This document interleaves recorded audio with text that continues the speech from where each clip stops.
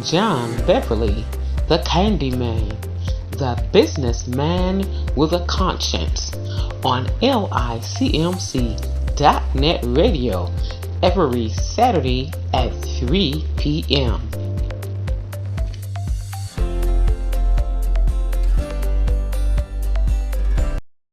Afternoon, everyone. Season's greetings. I hope you all had a wonderful holiday. Once again, this is John Beverly over here on Harper Avenue at the Kimberline Village, a businessman with a conscience. I had a wonderful holiday and was just wondering and thinking, and how can I reach out to make this year coming a better year? And I thought maybe I would take a little time out and tell the story about my beginning. I started out working with my brother at a penny candy store and a t-shirt shop. And we began to wonder to try to figure out how to build the business. For one thing, people don't see the dream. Nobody see the dream but the dreamer. And most important, no matter how rough things get, don't ever give up. Keep pushing. You have to have a self-determination, a self-drive. You also have to be able to deny yourself a whole lot of times. It's going to come a time in your life when you're going to have to get to a crossroad and what we call sometimes make a pimp decision. And that decision, based upon the decision that you make, brings about the consequences. Sometimes there can be good consequences. Sometimes there are bad consequences. And working with my brother, we began to try to figure out strategies. We didn't have a whole lot of money, but we were still trying to build a business. We was handed a blessing in disguise to operate a business. So what we did, I found myself, we didn't have the money to do like most people that was running a business. So I used to go to the dollar store and buy 6 candy bars for $1. And I would get 4 or 5 different flavors. And what I would do is put them in the showcase and I'll sell them for 50 cents. And the next day I'll go and buy 6 to 9 more different ones. And I began to build on that. Like I say, you have to deny yourself. And a lot of times you want to take the money and do something else with it. But like I say, you have to make that decision. Do I do this or do I do that? So it's what's in your best interest. In trying to build a business, your best interest is focusing on the business. Because if you take care of the business will take care of you as you begin, once you get down the road. And I often tell people pain, because my mother and father, those are that's my foundation. They always told me that I could do anything I wanted to do. I just had to stay focused. So what we had to do is stay focused on the prize and just keep doing what we need to do to make things work. I began to try to get information from different people, but a lot of times they either wasn't interested, and if they couldn't get anything out of it, they didn't take the time or waste the time with you because they had other agendas. Some had hidden agendas, and if it didn't benefit them, they didn't, or let's say they wasn't really interested in what you was doing. And I learned then that if I had money, I could do much better, but since I didn't have the money that I needed, I had to work with what I had and do the best I could with what I had. So in learning in business that there are going to be some people that's with you, there are going to be people that say they're with you, but once again, it's not what people say, it's what they do. And I began to reach out and reach out and reach out until I couldn't reach no more. I found a friend of mine that was opening up a business, and I really didn't have a whole lot myself, but I began to share with him and tried to help him get up off the ground, because I knew if I could help him, it might become a time when he'll be able to help me as well. And doing that, he made, I call a pimp decision, because when his business started making money, he made a decision to take the money that he was making and get into more or less vanity. I had hustled up enough money at one time, and I bought a 1985 Dodge Caravan to haul inventory in. And he went and bought, that was in 1997, he went and bought a 97 Chrysler. And for the life of me, I understood what was going on, but I just couldn't understand how could he make a decision like that. But like I said, based upon consequences, based upon the decisions that you make, brings about the consequences. And unfortunate for him, he lasted about 2 years or so, and then he went out of business. And thank God I've been able to, from reaching out to people, I'm still reaching, and every now and then somebody would reach back, and I try to tell the story. A lot of times, people like to be recognized. They like to be recognized for what they do. They like to be stroked. They like to be patted on the shoulder and appreciated. But often I tell people, you really don't have to go through all of that. People don't have to know who did this or how it got done, as long as the job got done. And I tell people that I've been blessed, because what I have to share,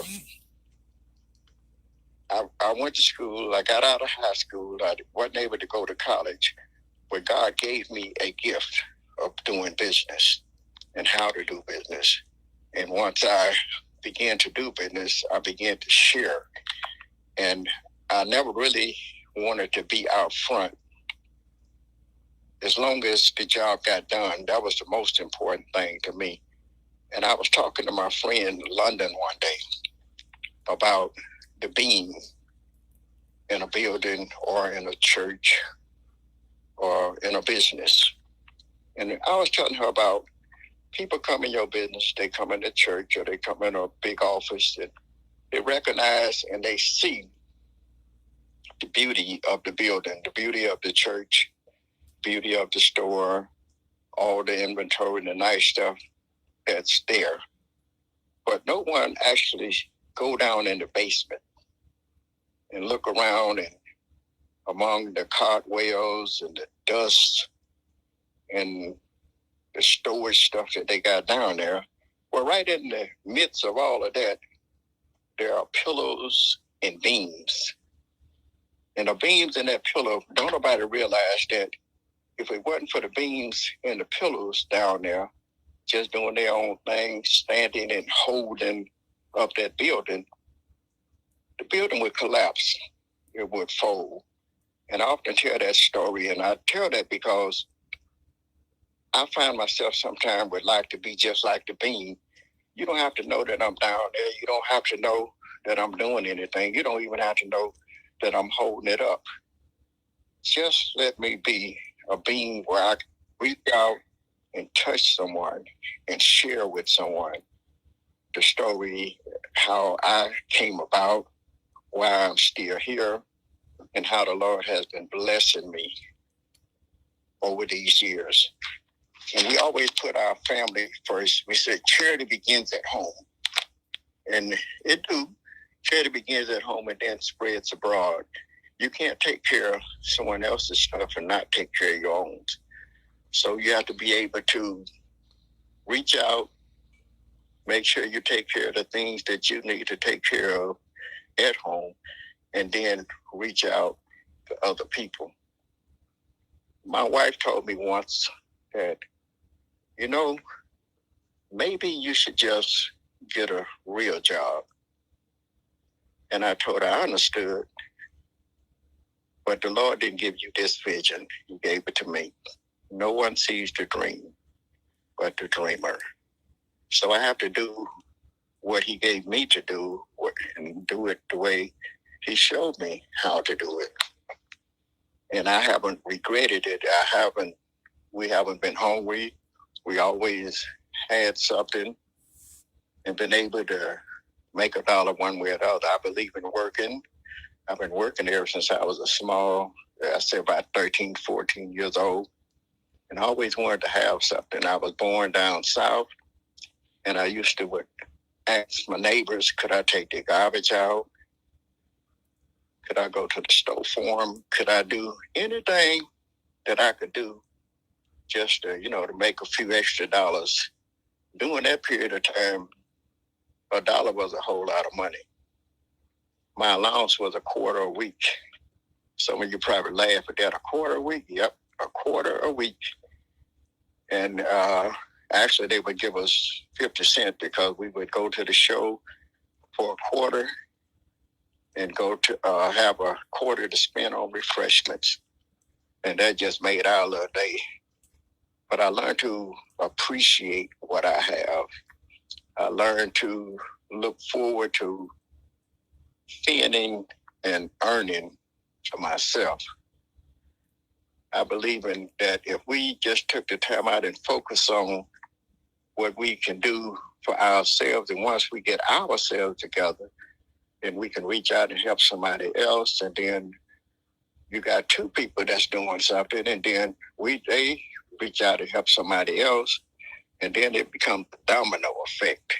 At least that's what we want it to become anyway. And like I said, once again, I thank London Doris Washington, for helping me. And if it wasn't for her, I think to come back full circle for us to get back together and her to reach out to me and see the need, because I don't think anyone else would have been able to get me to do this but her. And I thank you, London. I appreciate you and your family. May God continue to bless you, uplift you, and meet your needs. And this is John Beverly, located on 7735 Harper Avenue, the Accumulon Village, where each one reach one, each one teach one. One brick, one block. One brick, one building, one block at a time. And today is self-determination. No one have to drive like you have. Drive forward and keep going. And no matter what you do, don't ever give up. Thank you for listening. John Beverly, the Candyman, the businessman with a conscience. Have a happy, prosperous, healthy New Year. God bless you, and thanks for listening. John Beverly, the Candyman, the businessman with a conscience, on LICMC.net radio every Saturday at 3 p.m.